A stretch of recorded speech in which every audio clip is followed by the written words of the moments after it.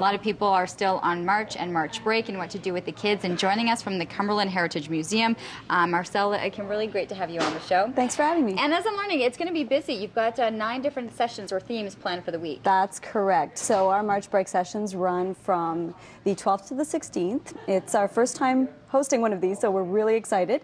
And we have 9 different sessions to offer the public. Okay, and really taking us back into what the village and the Cumberland Village really is all about, right? We're heading back to the 1920s. 20s and 30s. It's good to get back to basics at times. So, I mean, we're encouraging everyone to come in and try something a little different. So, I mean, we're used to the traditional March break camps, but this time, you know, there's a bit of a twist to it. So you can sign your kids up for some very interesting sessions. Okay, so let's take us through some of the themes that we'll see. Okay, well, for example, sock monkeys. I'm sure this has caught everyone's attention. They're not just a fad from today. They were popular way back when in the 1920s and 30s. So we're going to teach kids how to create their own. And I mean, this is a little kiddie version, but basically this will turn into this. So there's a lot of pride attached to that, and they get to create their own little personalized sock monkey. So that's one of the things. This is brilliant. Things. We're not going to show you how to do this because we would have no clue. It takes a little bit too much time, actually, but this is crystal radio. So you can actually learn about early wireless technology. This was used back in the early 1900s, but some of the let's say the people, especially in the rural areas in the 1920s and 30s that couldn't afford the ever so popular radios coming out, they would still create their own crystal radio receivers and sort of catch whatever was out there in the radio waves. Very neat. So that would be another one. Yeah, you can actually create your own artisan soaps as well. And you can try your hand at the original texting techniques by creating your own telegraphy machine. So there's something for everyone. Let's just put it that way. Especially when you were just saying, every time you go to visit the museum, it's almost like BlackBerry goes away, and there's something really calming about the environment. Very, very relaxing, and not just because you're going to learn something really, really interesting and traditional techniques that we don't typically teach our children today, but also because of the grounds themselves. The grounds are expansive, they're beautiful, they're lush greens. Now it's not so green, but I mean, you can still see some grass popping up. We have close to 30 historic buildings on site, over 100 acres. I mean, it's really wonderful. The kids can also take a break, play around. Write a letter.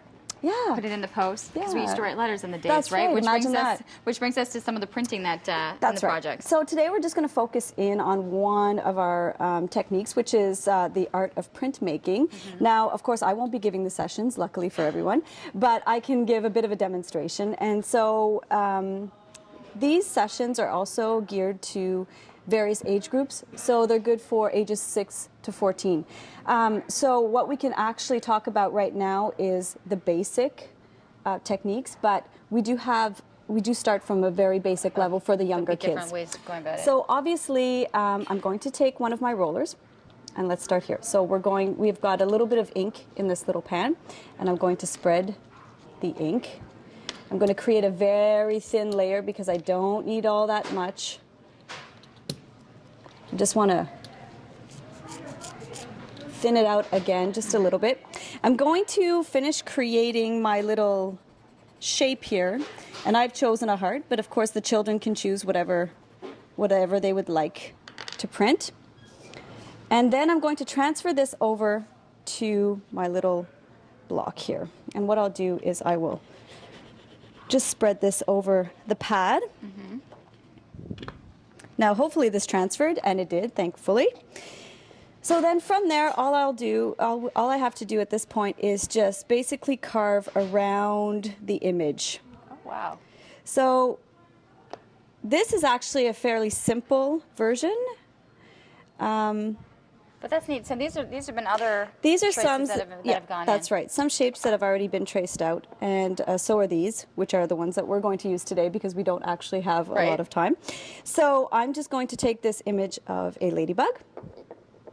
Now I've spread my ink out, hopefully enough. Okay, we have about 10 seconds. You think you can just put it on? Yep. Or it goes like... We're just going to spread it onto the image and then transfer it over to our page. And from that, we're going to create cards and messages for the kids to bring home to their parents. There you go. Very fun. It is fun. I think lots for them to learn. There are a variety of programs, and as we mentioned, there'll be 2 sessions, but there's 9 different themes over the course of the week. 2 sessions per day, yeah. Ottawa.ca/museums, and you can check out the Cumberland Village and the Cumberland Heritage Museum for all of the details. Great to have you here. Thanks so much.